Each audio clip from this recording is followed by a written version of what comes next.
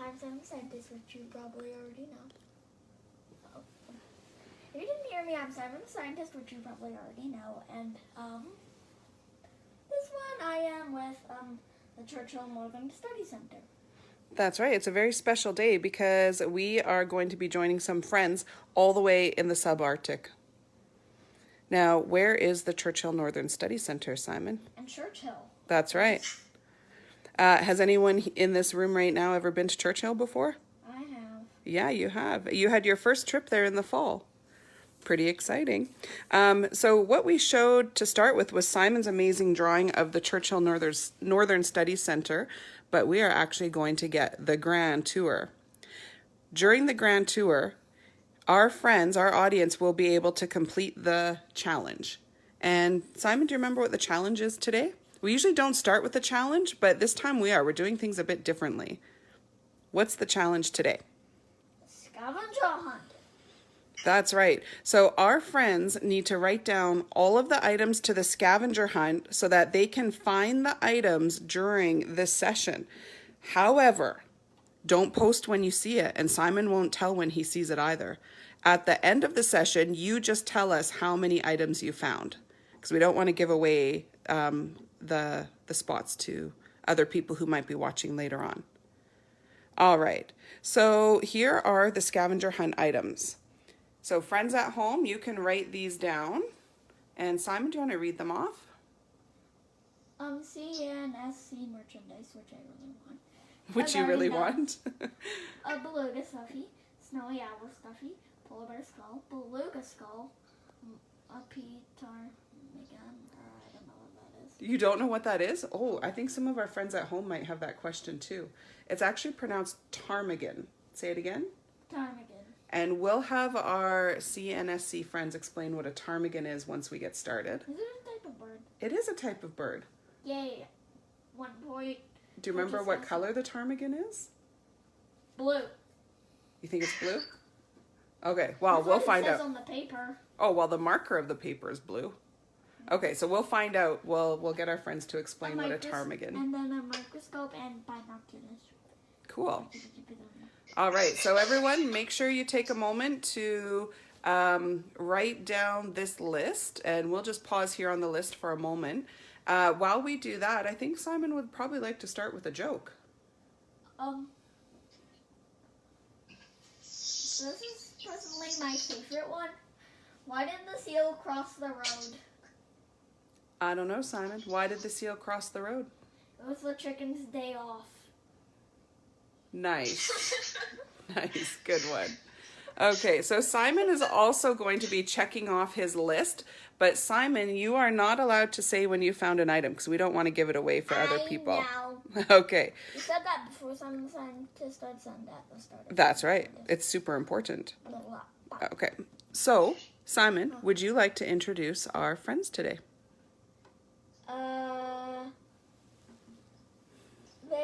They're Erica and Evan. Or even. From Churchill. All right, here we go. Hello, Erica and Evan. Now, your camera to me is showing sideways. Is it sideways to you? Our camera, is this better? That is perfect. Awesome. Yeah. So, hi everyone, I'm Erica and this is Evan, and we're standing outside the CNSC right now, and we already heard one of your questions come in of what is a ptarmigan. Great question.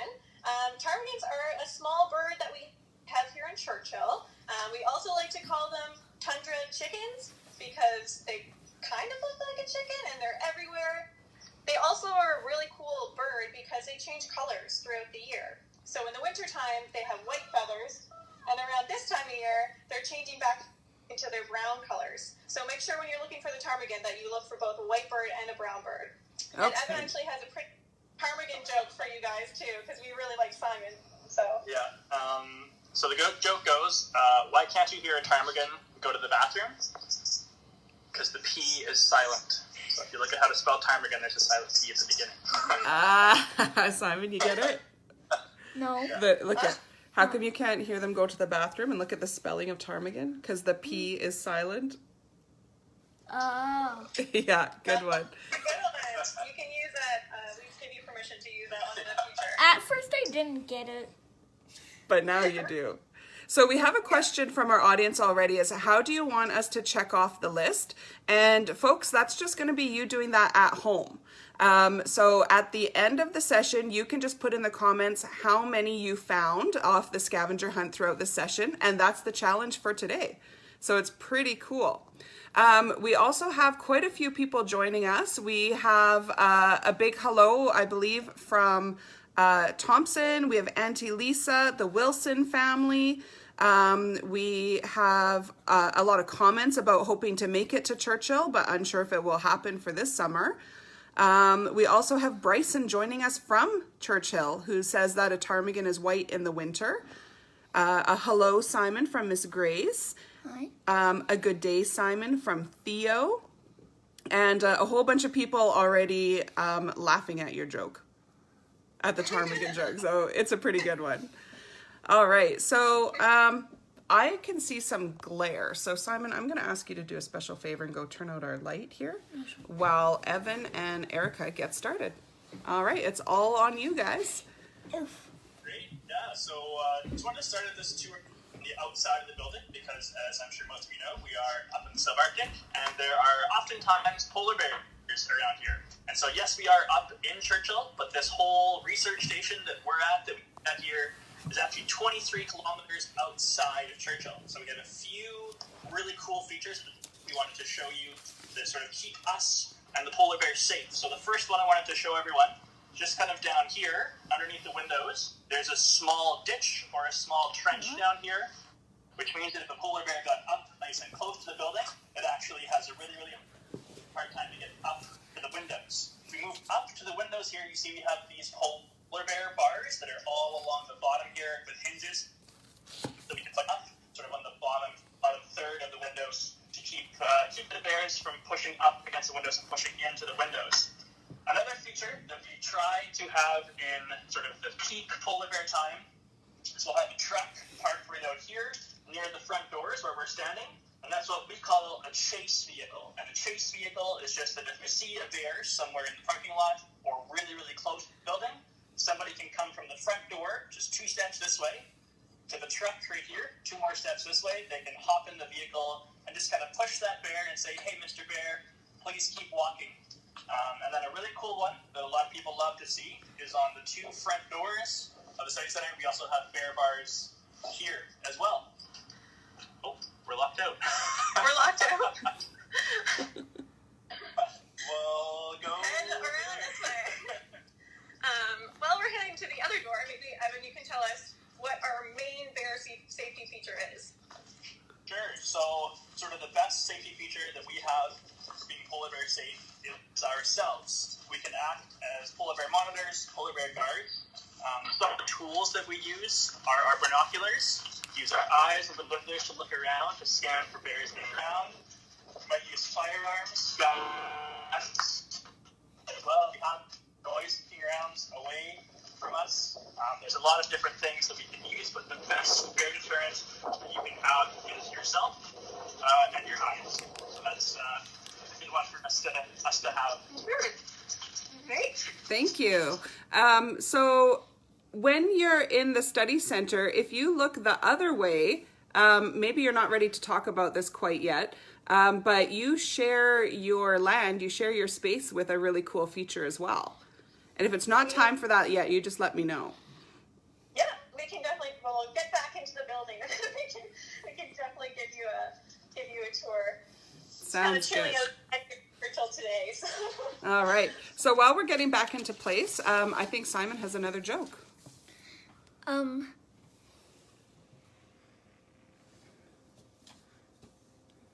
What did the big furry hat say to the scarf?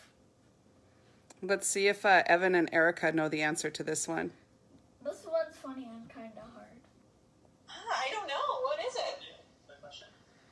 It is, you hang around while I go on ahead. It's a good one. Okay, we're good to go. Yep, we're back in place. Right on. So yeah, we're sort of in the front, what we call the atrium here, or with the people walk in the front doors. Just going to share a little bit about the study center, who we are, what we do, some things like that. So the CNSC, as we call it, the Churchill Northern Studies Centre, started a long, long time ago in 1976 out of the need for people to come and do science up in Churchill. So from my understanding, a lot of the hotel owners in town were kind of sick of soil sample up in the bathtub and birds on the bed, so they wanted an actual science lab space in Churchill. So that's sort of where we started, was to have an actual science lab space in Churchill for researchers to do their science. We started a lot closer to Churchill, but then we moved out to this awesome spot we're out at now, where the old rocket range is, out in the tundra, closer to research plots, things like that. So it's a great spot for us.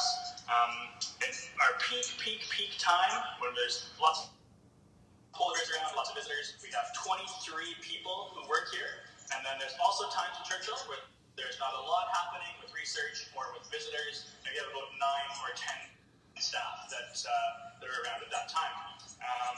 We're also what you call an independent nonprofit. And so what that means is that we don't have any ties or any relations to universities or government or things like that. So we're a totally independent organization. And because we are independent, we have a lot of flexibility, and that's pretty great. Should we head on to the cafeteria now? Yeah. Well, Great. Simon had a revelation yesterday when we were talking about this, and he thought, Simon, do you want to tell them what you thought people study at the study center? Yeah. Okay, go ahead. Well, it was just a joke, but not my actual thought. Okay, what was your joke? The Churchill Northern Studies Centers.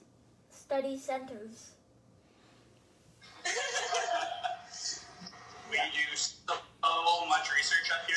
Yeah. I will probably talk a little bit more about some research a little bit later when Erica talks, but we can share a bit about research for sure. There's so many things we study up here.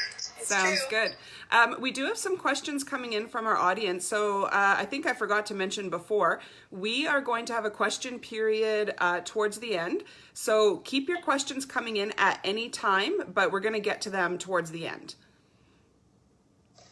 Awesome. So we're just going to head upstairs now and make our third stop of the tour.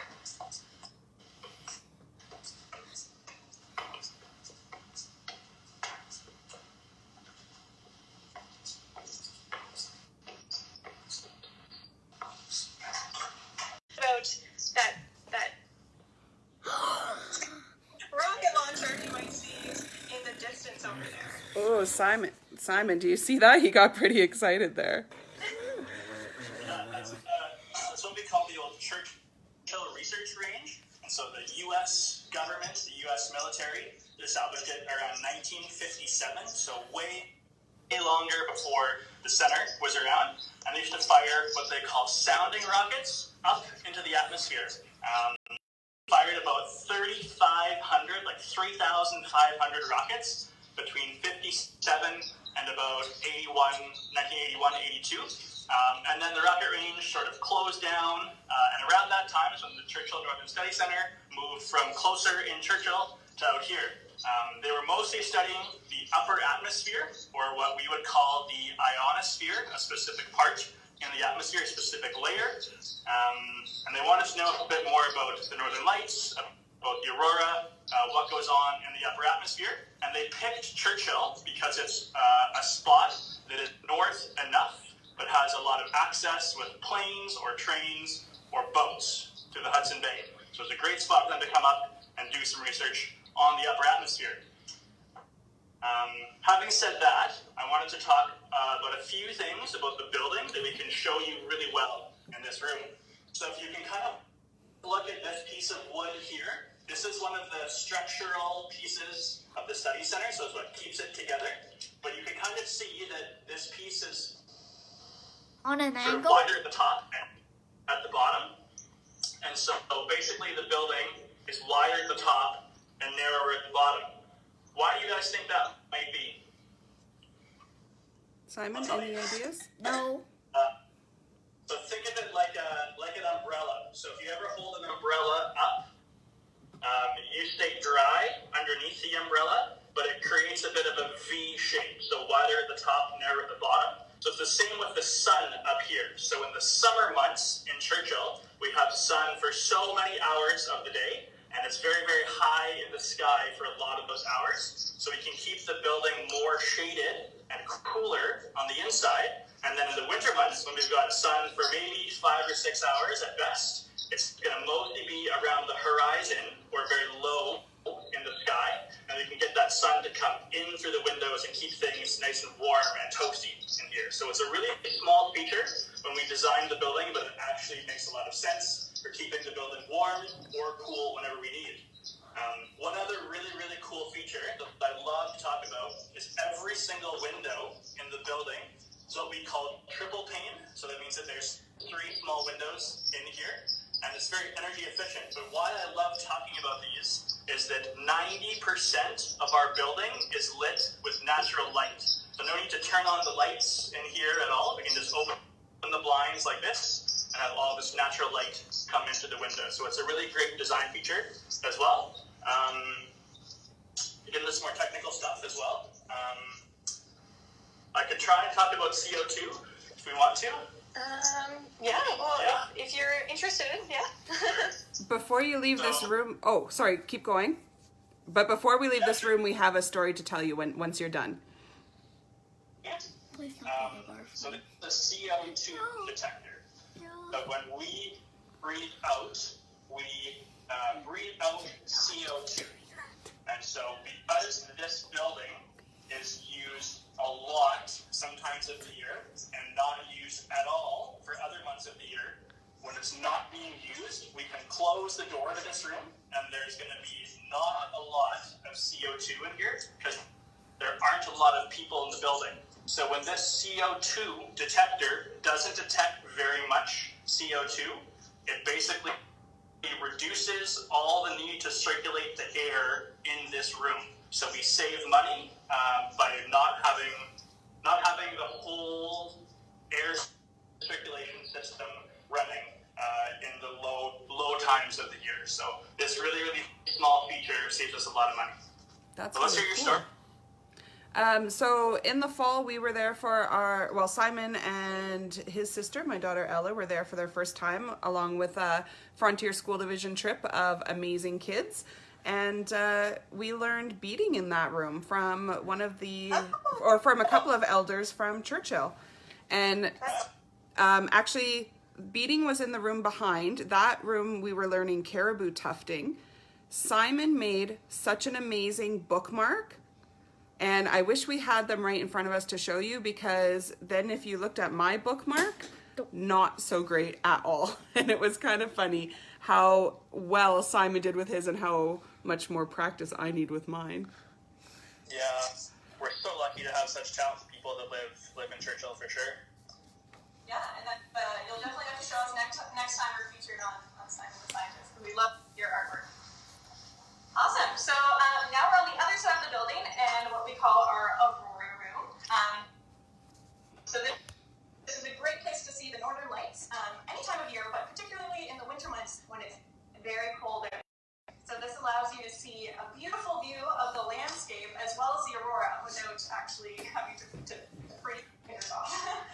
So we're going to head upstairs and take a look and talk a little bit more about the landscape we have here and some of the more environmental features of Churchill. So we'll head on up.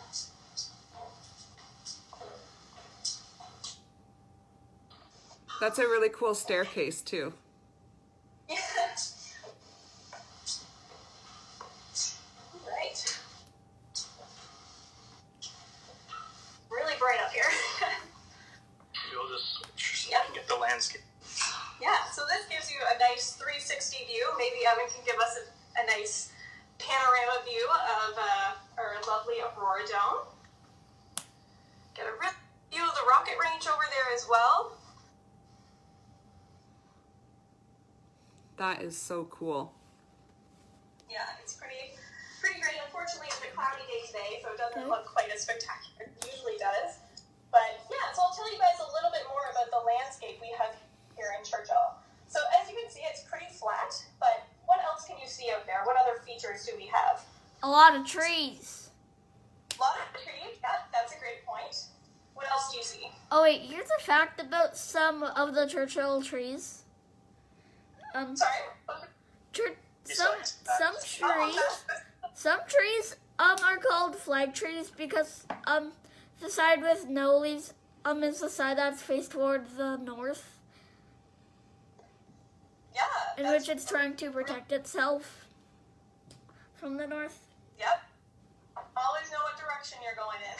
The Churchill compass. Yeah, that's a really good point, Simon. So we have a ton of trees here, and a lot of them are those flag trees or one-sided trees. And it's exactly like you said. It's because we have really, really strong winds coming from the northwest. So one side of the tree gets really damaged by that wind, and the actual needles and branches grow on the other side. So the joke in Churchill is that you actually need 2 trees to put together to make one Christmas tree. So, yeah. Some other features we have here are some ponds. So you might be able to see they're kind of opening up this time of year. It's not quite spring here in Churchill yet. We still have snow on the ground, but we have a huge wetland system here. And there's a lot of different things you can find in these ponds. But unfortunately, in the wintertime, those ponds freeze completely. So if you're an animal and you're living in one of these ponds and it's about to freeze, what do? So there's actually 4 different things you can do. 1, you can just leave. A lot of species don't stay in Churchill year-round. A lot of them actually just get up and move down south where it's a little bit warmer, and I'm sure sometimes some of us wish we could do that. Another thing you can do is actually go to sleep. So a lot of animals hibernate or undergo something called torpor, which is basically when they just slow down their body's processes and take a little nap for the winter and then wake up again around this time of year. What else can you do? Do you guys have any other ideas? Simon, any other ideas? So you can leave, or you could sleep. Instead of leave, you should have said leaf. Get up and blow away. Okay, any other ideas of what animals could do?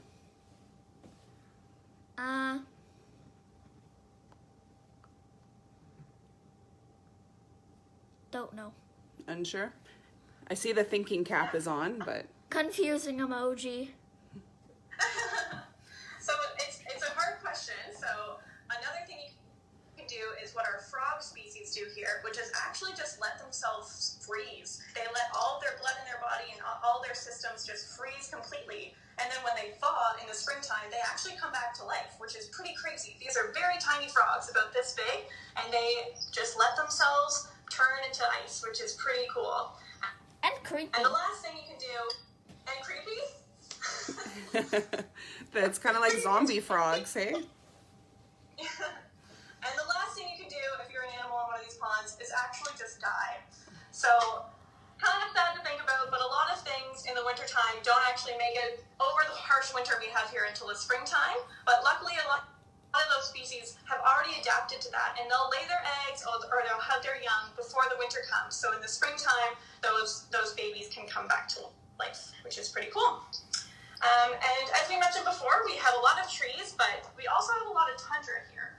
So if you go just a few kilometers closer towards the coast, you'll actually have no trees or very little trees, which is pretty cool. And then if you go a few kilometers to the east, you'll be in a full forest that has no flag trees. They're actually it's a giant forest. So another reason why we do research here is because we have a lot of different features. We have wetlands, we have forests, we have tundra, we have the Hudson Bay. So there's a lot that you can study in Churchill, which we really appreciate. So yeah, we'll head downstairs and check out some of the dorms. Sounds good. While you're heading there, I think, Simon, you've got another joke for everybody. What did the ocean say to the iceberg? Okay, we'll see if Evan or Erica know the answer to that. Say it nice and loud. What did the ocean say to the iceberg? I don't know. Nothing. It just waved. Oh. Good. Use that one. Do you want to say one more? Sure.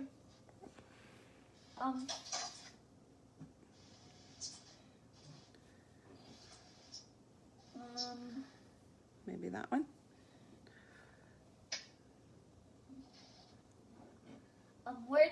seals go to the movies? Where do seals go to movies? Oh, I don't know. At the dive-in.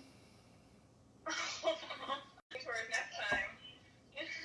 So yeah, we're just in, we have 21 rooms in total, and as you will see in a second when Erica backs up, we have 2 bunk beds in each room. So if anyone's really good at math, you can put 4 people in each room. So you have 84 people that can stay here in total. That's usually what we'll see in the fall time when the polar bears up here. We'll have 80 or 90 people in the building. But one of the things I wanted to talk a little bit about in the dorm room, where people use a lot of water, is our water consumption, or how much water we use. And so in Churchill, and at the study center in particular, we're very, very cautious and aware and trying to think a lot about how much water we use. So when we built this building that we're in right now in 2011, we built it with some water-saving features. So some of them are we have compost toilets. So if you've ever been to a campground before and you go to the bathroom and there's just a big long hole, that's kind of what we have here. So it's a compost toilet, doesn't use any water at all because it doesn't flush. We also do have some flushing toilets that use water, but they're the half cycle. So if you've ever seen them on the top, they have on the left-hand side, they have the half flush. On the right-hand side, they have the full flush. So it allows people to use half the water when they flush the toilet. Also, all of our sinks in the bathroom, they have what they're called low flow faucets. So you hit the button and not a lot of water pressure comes out. It doesn't trickle out, but it comes out a little bit slowly. Basically force people to save water when they wash their hands. It's enough water to wash your hands thoroughly and adequately and enough that you need to, but it's not a lot of water. Also, all of our showers that we have are also low flow fixtures. So when you push the button for the shower, it's about 1 minute of water, and it's also low flow or low water pressure. And then one really, really cool one that we can't really see up here, but is used in the kitchen actually, is our dishwasher, our sanitizer. When we pull it down, one of the cycles of water consumes quite a bit of water to really sanitize and clean those dishes, but we actually reuse that water once. But when you reuse something once, you cut your consumption totally in half. So what I'm getting at here is that we're really, really, really aware of our water consumption. There's a really interesting fact I love to share with guests about water consumption up here, and it's that the North American average in every household per person, their water use per day is about 325 liters of water. So if you think of how many people live in your house, each person is using, on average, in North America, 325 liters of water per person per day. At the CNSC, we've kept track of our water use because we do bring in our water on our own, so we know how much we use. We use about 82 liters of water per person per day. And so one thing we would love for people to think about at home too is how much water you're using at home, and if there's ways that you can cut down on water consumption. So some great ones that people always are guilty of sometimes. If you brush your teeth and leave the water running, you can just consume a lot of water in that couple of minutes. So turn it off while you're brushing your teeth. Have a shorter shower. Some really, really easy ways to save some water. So if you are at home and trying to learn at home, I would really encourage everyone just to think a little bit more about how much water they use at home and how much their family uses as well. So we'd love to hear from you on how much water you're using and how much you're saving. Great. Yeah. All right, let's head to the lab. That information was just wowie. Yeah, it's a lot of water for sure. Yeah. That's pretty cool. Yeah, we're pretty proud of it. All right, so now we're heading down to the lab, Simon. And I'm pretty sure we're going to find a lot of items on the scavenger hunt there. Yeah, Okay. you guys are getting lots of them? Well, I see Simon has almost all of them. Yep. I think he's got a couple left still. No, I only have 3. 3 left to find? Yep. Cool. So while we're making our way there, Simon, you got another joke for us? Why did the polar bear eat all the shoes? Why did the polar bear eat all the shoes? Was he hungry? Nope. It liked bare feet. Oh my god. That's a good one. Okay, do you have one more? Yeah. All right. Okay, One more, yeah, we'll get. Why didn't the polar bears get along? Why didn't the polar bears get along? Oh, no. Just wait. Finish your jokes first. They were polar opposites. I don't get it. I still don't get it. Very good, all these jokes. Yeah, I need to use these. Okay, we're ready. Yep, so now we're down in the lab space, which is mostly where I work. I So have- I am a researcher. I have one more on the scavenger hunt. One more joke. No, One more joke? Go ahead. no, one more on the scavenger hunt. Just one more. Oh, one more. Okay, great. I wonder what it is. Yeah, so here we are in the lab, and so I'm a research technician here at the center, which means I work a lot with the scientists that come here, as well as we conduct our own research. So we cover a lot of different topics, and a lot of people work on a lot of different things here. So I know we mentioned a few species of animals and trees and things that live in Churchill, but Simon, what other animals do you know of that live in Churchill?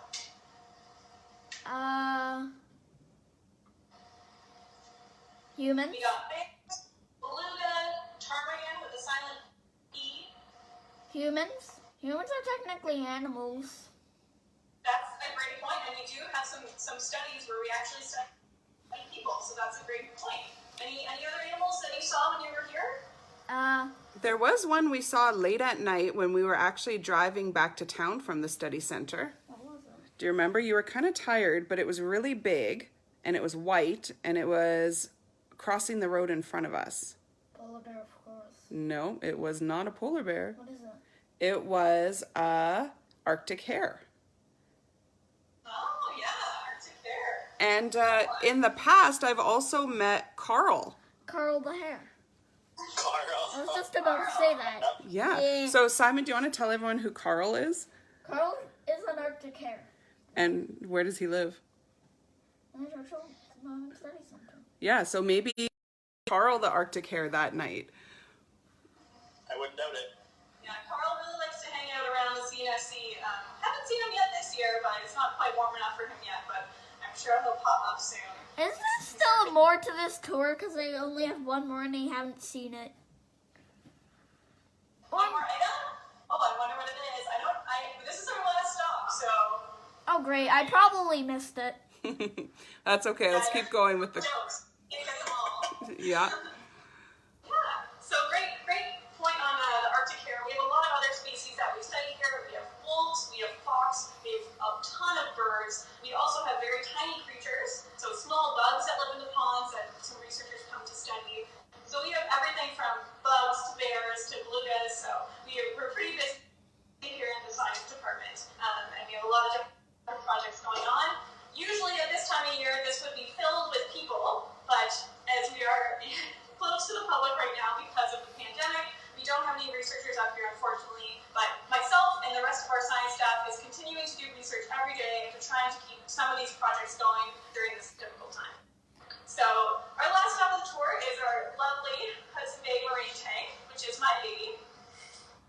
Take care of the tank. So this is just kind of giving you an idea of what it actually looks like out in Hudson Bay underneath the sea ice. Because most times it's actually frozen solid, but there is a whole walk of life underneath that ice. So we have a couple of fish in here. They're very shy, so you might not see them. But we also have starfish. We have sea anemones. We have sea cucumbers. We have mussels. We have lots of different stuff. So we're pretty proud of our tank. And you can see a starfish down here. Ooh, Simon, can you spot it? Yep. Mind if I just shout out the last thing on my thing? Fine. So hard. Simon's having a tough time not talking about the scavenger hunt list. Well, I mean, it's only one more. There's only one more? Yeah. Maybe we'll ask them afterwards where it was, okay? But we'll ask them afterwards. I'm tired. So I think that's actually it for us for the tour of the building, and we're happy to answer your questions now. So we're just going to put down the phone, and we can answer your questions about the scavenger hunt or the tour or anything else about Churchill that you guys want to know. Ooh, a boot. A cup. All right. So we do have quite a few questions from our audience that came in. And folks, this is the time now if you have any more questions coming in. So we'll go back to a comment from our good friend here in Winnipeg, Camille. They were talking about going to Churchill this summer. Do you know if there's anything in the works where the North will open back up, or is that still on hold for a while? Great question. Yeah, so we're obviously following whatever the government province of Manitoba is despising us to do so. So as soon as travel north of 53, we're willing to entertain that. At the study center here, we've canceled all of our educational programs through to the end of July, and we're seeing what August will bring. As with, I think, everybody, research station or not, there's a lot of day-by-day change and things opening up and whatnot. So I think the one thing, too, that we're really mindful of in Churchill is that we're a really, really small community with a very, very small health center.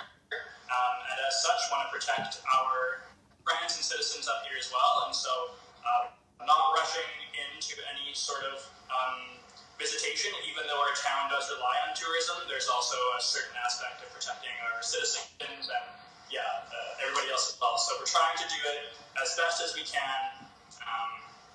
That's my vague answer. No, that's a great answer. Yeah. Definitely nipping our guests, researchers right now. Like, we are so excited to talk to you guys today because I'm pretty sick of staring at outer space.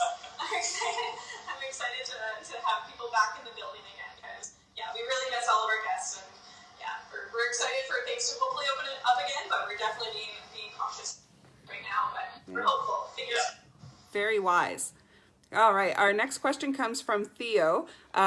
He asks, are there lots of mommy and daddy and kid bears? Meaning, how is the polar bear population this year? Yeah, that's a really good question. I'm not sure that we actually have numbers on the newborn cubs yet. It's still pretty early. They're still pretty fresh right now. They were born in November, December, and this time of year, the mom and cubs are making their way back out to the sea ice. They've made their way back out to the sea ice to feed, and then around July is when they'll come back. So that's when we get a better idea of the numbers of bears. But we've seen a couple bears around so far this year, but they're kind of the random ones that accidentally stumble into town and realize, I'm not supposed to be here. And then they make their way back to the sea ice. So hard to say for sure on the numbers of this year, but in previous years we've seen a slow decline in the bear population, but still sitting at around 800 bears in the western Hudson Bay polar bear population, and that's compared to about 1,100 bears, which was the population numbers in the 80s. So we have a bit of a decline, but they're still stable for now. Good, thank you. We have a fun fact that one of our viewers learned, that our boreal forest in Canada absorbs most of the world's carbon dioxide and stores it in the ground. Wow. Yeah, that's true.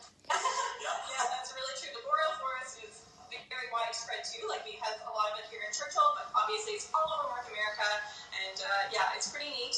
A cool fact that I learned the other day is that old trees actually store a lot more carbon than younger trees, which is not that surprising. But that's another reason why we're really happy to conserve our boreal forests that are already here. Planting trees is really great, but it's also really important that we protect what we already have. So, interesting. So Lisa, who is Simon's auntie, says, funny joke, Simon, about the ocean waving to the iceberg. But her question is, do you ever see icebergs in Hudson Bay? Yeah, I would say we see small-ish icebergs.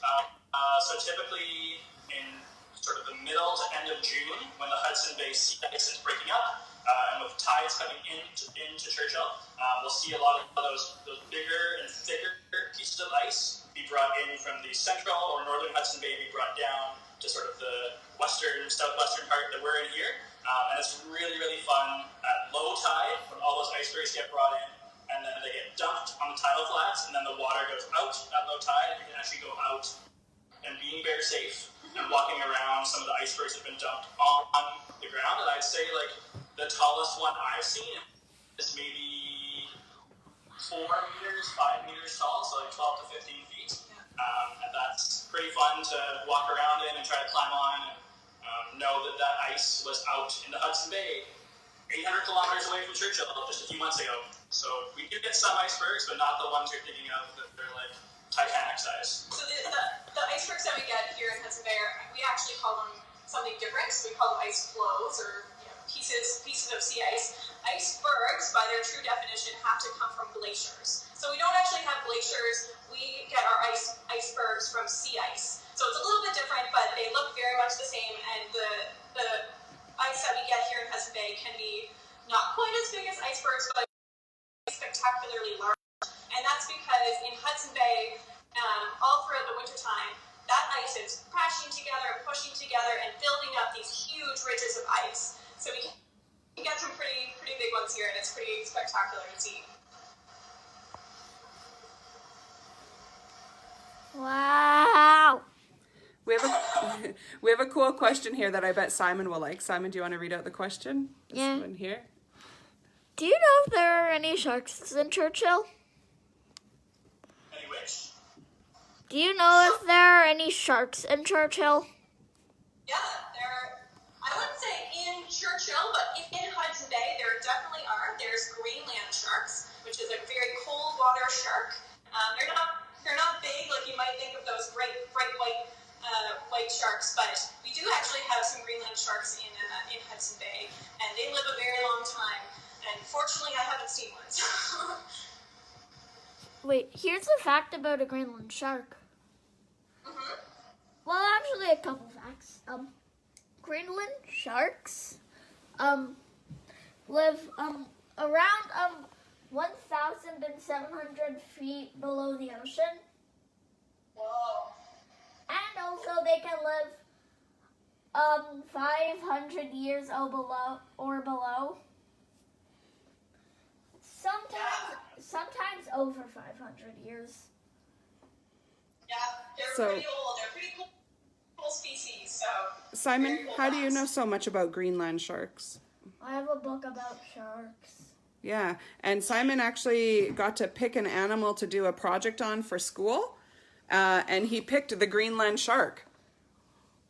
Cool. You definitely know more about it than me then. That's pretty cool.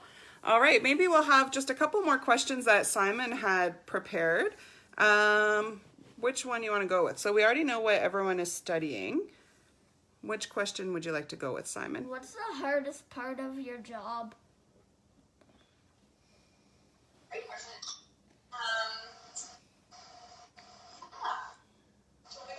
No, I don't know. The hardest part of my job. I love my job so much. I get to work outside. I get to work with scientists.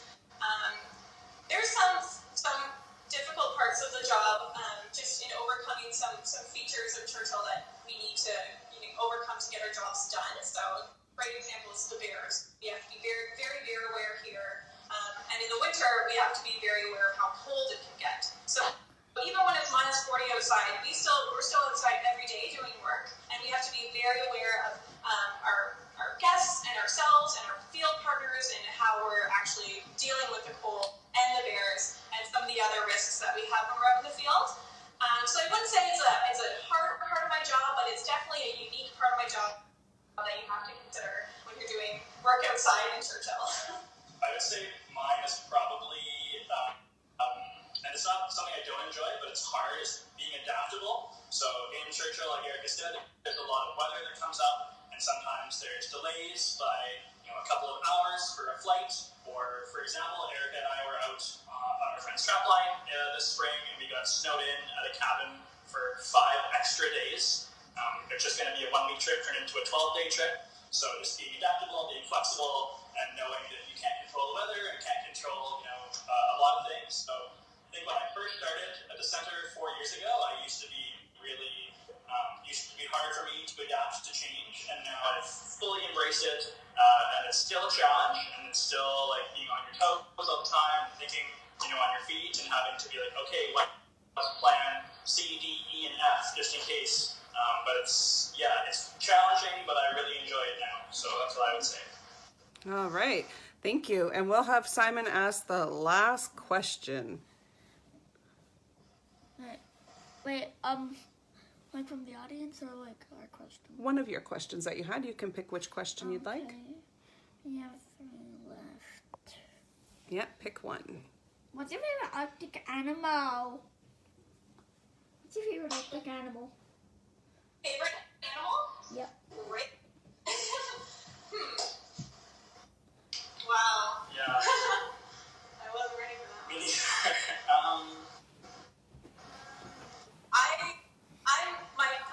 I'm a marine person. I love the ocean. That's why I take care of the tank. I've worked before with belugas and seals. So I really love the marine life that we have here in Churchill. One of the really, not my favorite animal, one of my really cool wildlife spottings was when I actually saw a young wolf when we were driving back from town back to the center, and he was kind of bouncing around, playing in the willows and stuff, and that was something I had never seen before. So that was a really cool experience with seeing an Arctic animal up here. So that's probably my favorite, although I love them all very dearly. I would say, I have 2. My favorite Arctic animal, but we don't have it in Churchill, is the narwhal. They're just a little bit further north up in the Hudson Bay, really around Pond Inlet is where there's a big congregation of them. So I haven't actually seen a narwhal before, but it's very, very much on my radar, on my bucket list. I'd love to see one day. I'll probably cry. I would probably say in Churchill, I really enjoy the belugas. I think people come up to Churchill a lot to see polar bears or northern lights or any other sort of Arctic wildlife, but the belugas are just pretty spectacular, and when you can go out onto the Churchill River in a kayak at sunset and have a pod of belugas, breaching in front of you, that's a pretty spectacular experience that you don't really forget. So I would probably say Churchill favorite animals, belugas. So Simon had a big smile on his face when you started talking about narwhals. How come, Simon? Because my mom's favorite animal is narwhals too. And I have a life goal to see narwhals. And Stephen Peterson, who works at Assiniboine Park Zoo, I will purposefully shake his hand every time I see him because I know he's handled baby narwhals in the past. So that's only 1 degree of separation from narwhals. Wait, I have a joke about narwhals. What's your joke? If narwhals were to replace the humans in Star Wars, what roles will the narwhals play? It wouldn't be Skywalker. Jedis. Oh, of course. Oh. Yeah. They're horny. They're horny. B. They're savvy. Yeah, that's going to be their lightsaber. Yeah, they have it built in. That's cool. Yeah. All right. So, folks, to complete our challenge, you make sure that you post how many items of the scavenger hunt you found. And if you're not watching this live, you have until Friday night to post the completion of your challenge. And if you want to rewatch it and try to go back through the session to try to find your scavenger hunt items, that's good too. All right, Simon, any last words that you would like to say to our guests? IDK. I don't know. Thank you. Jim. Yeah, a huge thank you to both of you, Evan and Erica. This was fantastic. Once you go back on and to see the session on Facebook, you'll see how many comments we had about how awesome this was and loving the tour, and a whole bunch of other good things. So thank you so much for taking the time out today. Hopefully we'll be talking with you again soon.